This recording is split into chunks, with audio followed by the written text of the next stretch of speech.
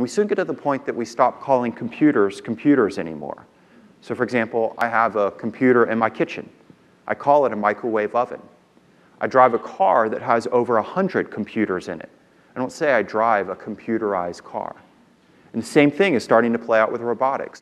So for example, back in World War II, Hitler's Air Force, the Luftwaffe, was not able to reach the United States, could not fly across the Atlantic. A couple years ago, a 77-year-old blind man built his own drone that flew itself across the Atlantic.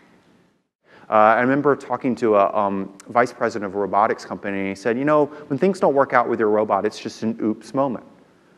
Well, what are oops moments when we've been talking about robots in war?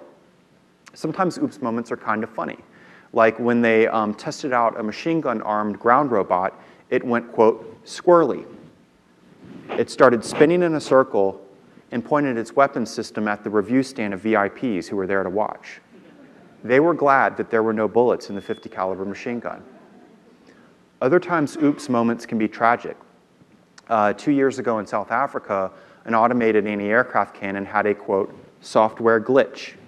We've all experienced those.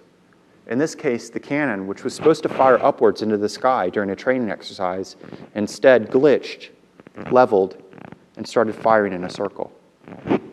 It killed 9 soldiers before it ran out of ammunition. It was the scene from RoboCop playing out in reality. And the soldiers have a different name for it than YouTube war. They call it war porn. And I received an example of this in an email that had the title line of it said, "Watch this."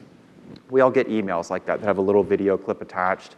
It may be of a really cool dunk in a basketball game, or maybe it's a video clip of, you know, someone falling down on Dancing in the Stars or something like that. In this case, the video clip was of a Predator drone strike. Hellfire missile drops, goes into the target, explosion. Bodies riding the crest of the explosion. It was set to music. It was set to the song "I Just Want to Fly" by the band Sugar Ray. We turned an act of war into a crappy music video. You know, previously, if you wanted to look over the fence, if a policeman wanted to look over the fence, they needed a warrant to look over the fence. Well, now when it's flying overhead, it doesn't need that. They actually experienced that in the fall during the forest fires in Northern California, where they were using drones to find hotspots in the national forest there. And while they were flying overhead, they discovered that a lot of people use the national forest to grow marijuana. And the military guys operating the drones were left with the question, okay, we've seen something illegal that we didn't have a warrant to see. Can we tell our civilian law counterparts?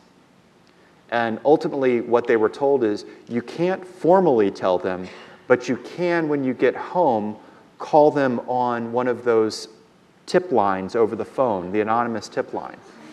That, to me, is not a proper resolution of this. We've had a essentially 25-year experiment with an all-volunteer force, and it's given us the most powerful military in the world, but it's also led to a further disconnection between our forces and those on the home front.